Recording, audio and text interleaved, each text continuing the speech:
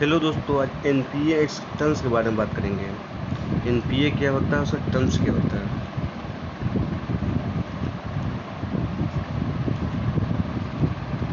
NPA क्या है? NPA stands for non performing assets. NPA stands for non performing assets. वो bank का ऐसा एसेट्स है जो परफॉर्म नहीं कर रहा है, जिससे इनकम जनरेट नहीं हो रहा, उसको एनपीए कहते हैं। इसका डिफिनेशन लिखते हैं। An asset become non performing asset wait when it ceases to generate income for the banks. ऐसे एसेट्स जो नॉन परफॉर्मिंग एसेट कहलाता है, जो बैंक के इनकम जनरेट करने को रोक देता है। नॉन परफॉर्मिंग एसेट लोन है, उसे एडवांस को कहते हैं, जिसमें इंटरेस्ट और उसका इंस्टॉलमेंट, इंटरेस्ट या प्रिंसिपल का इंस्टॉलमेंट 90 डेज से अधिक पेमेंट ना हो। टर्म लोन के केस में एनपीए कहते हैं। मतलब टर्म लोन के केस में ऐसा एसेट जिसका इंस्टॉलमेंट ना इंटरेस्ट पे किया गया है 90 डेज तक, मतलब ये एनपीए कन्वर्ट हो गया। जैसे एग्जांपल, एक कार लोन है जिसका 15 मार्च का ड्यू डेट है, ईएमआई डाल देना, लेकिन 15 मार्च के 90 डेज बाद तक नहीं डालता है तो कार लोन ना इंटरेस्ट डालता है ना प्रिंसिपल डालता है, तो कार लोन एनपीए हो जाता है। अब आता है वर्ड एक word, the account remains out of order. Out of order किस केस में? ओवरड्राफ्ट और सीसी केस में। ओवरड्राफ्ट और सीसी केस में, और आउट ऑफ ऑर्डर हो गया तो भी सीसी और ओडी अकाउंट, ओडी मतलब overdraft account out of order होगा। CC OD loan account becomes out of order if the outstanding of amount of CCOD remains continuously exceeds section limit drawing power। जो outstanding amount है CCOD का, तो जो sanction limit है, drawing power है, उससे हमेशा ज़्यादा रह जाता है तो ये आउट ऑफ ऑर्डर कहलाता है। इसमें और देखते हैं,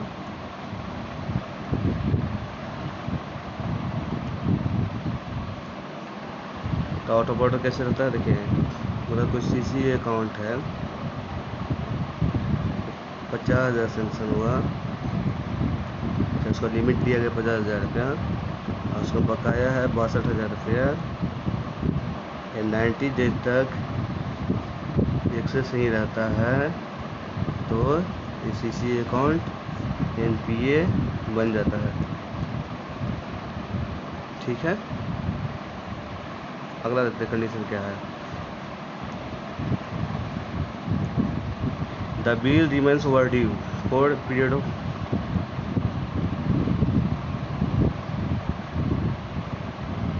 ठीक है। अगला इसमें इसी में है, कुछ चीज़ और देखना है।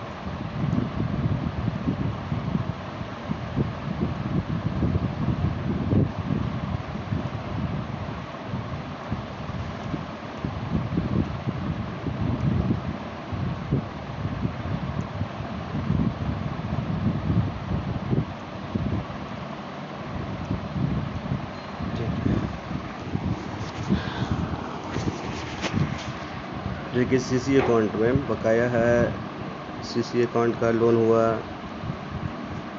50,000 रुपये का,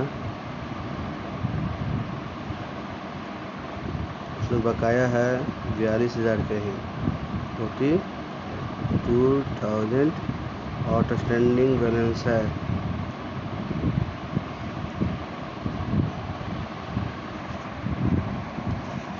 ठीक है, लेकिन इस अकाउंट में 90 डेज तक नहीं इंटरेस्ट जमा हुआ, नहीं प्रिंसिपल, तो ये भी अकाउंट आउट ऑफ ऑर्डर कहलाता है।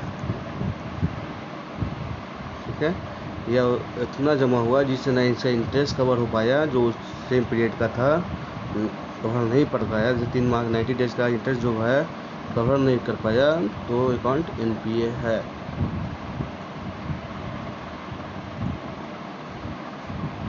अगला कैसे, the bill remains over due for a period of more than 90 days in case of bill purchase discounted और बिल परचेज हुआ, उस पर लोन दिया गया, वो 90 डेज तक पे नहीं होता, ओवर ड्यू पे नहीं होता है, तो भी एनपीए है।